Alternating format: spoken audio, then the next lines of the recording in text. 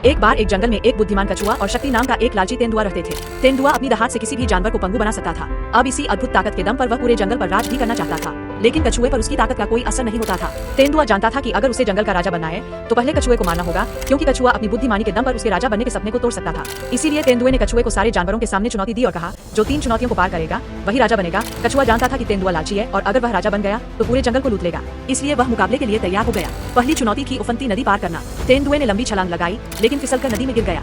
कछुए ने पेड़ से लकड़ी का टुकड़ा तोड़ा और आराम से नदी पार कर गया। दूसरी चुनौती ऊंचे कांटेदार पेड़ पर चढ़ने की थी। तेंदुआ तेजी से पेड़ पर चढ़ने लगा, लेकिन एक कांटा उसके पैर में लग गया और वह नीचे गिर पड़ा।